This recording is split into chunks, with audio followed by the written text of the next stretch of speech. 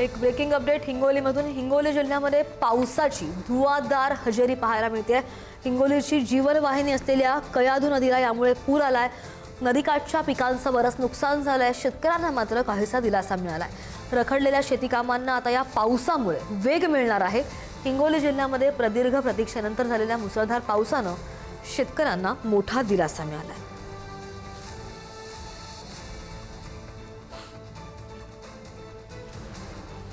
या संदर्भात आणखी जाणून घेऊ आमचे प्रतिनिधी संतोष भिसे आपल्या सोबत आहेत। संतोष, पिकांचं नुकसान झालेलं आहे, मात्र शेतकऱ्यांना काहीसा दिलासा पाहायला मिळतोय।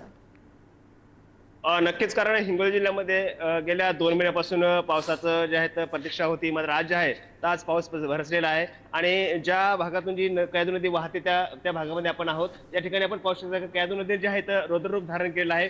आणि बाजूच्या गावाला जर पाहायला गेलं तर जवळपास 15 गावांचा जो आहे त्या हिंगोली जिल्ह्याशी आता संपर्क तुटलेला आहे, कारण हा एकमेव रस्ता जो आहे त्या गावकऱ्यांना आहे। आणि या गावात आता हिंगोली जिल्ह्यात त्या लोकांना यायचं असेल, या गावातील ग्रामीण भागातील नागरिकांना जर यायचं असेल तर या बाजूला जे आहे हा रेल्वे उड्डाण पूल आहे। आणि रेल्वे उड्डाण पूल क्रॉस करून जे आहे तर त्यांना आता शहर गाठावं लागणार आहे। आता सध्या जे आहे तर या गावामध्ये काल अंत्यसंस्कार झाले, तर अंत्यसंस्कार जे आहे आज सावनाचा कार्यक्रम आहे आणि त्या गावात काही नागरिकांना जायचं आहे, मात्र जायला जे आहे तिथे रस्ताच नाही। त्यामुळे नागरिक जे आहे धोक्याचा रस्ता म्हणजे पत्करून त्या ठिकाणी जात आहेत, कारण हे अकोला आणि पूर्णा मार्गावर जे आहे रेल्वेची संख्या आता सर्वात जास्त झालेली आहे। आणि अशा परिस्थितीमध्ये नागरिक आता रेल्वे उड्डाण पुलावरून जे त्या गावामध्ये जात आहेत। आणि कयाधू नदीचं जे पाणी आहे अनेक शेत शिवारामध्ये देखील शिरलेलं आहे, कारण शेतीचं नुकसान मोठ्या प्रमाणात झालेलं आहे। कारण अनेक भागातली जी शेती आहे खडून गेली आहे, कारण खरं तर शेतकऱ्यांना गेल्या 2 महिन्यापासून पावसाची प्रतीक्षा लागली होती। आणि रात्री पाऊस चांगला झाला, मात्र आज पाऊस चांगला झाल्यानंतर जे आहे ते कयाधू नदीचं पाणी पूर्णतः शेत शिवारामध्ये आता शिरल्याचं आपल्याला पाहायला मिळते। कारण निश्चितच जे आहे दरवर्षी जे आहे तर हिंगोलीतल्या नागरिकांना, शेतकऱ्यांना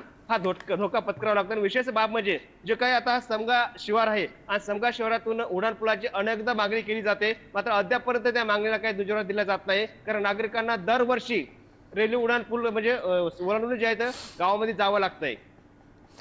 अगदी आपण पाहतोच आहे, धुवाधार पावसानं हजेरी लावलेली आहे आणि नदीला पूर आलेला आहे। धन्यवाद दिलेल्या सगळ्या सविस्तर अपडेटसाठी संतोष।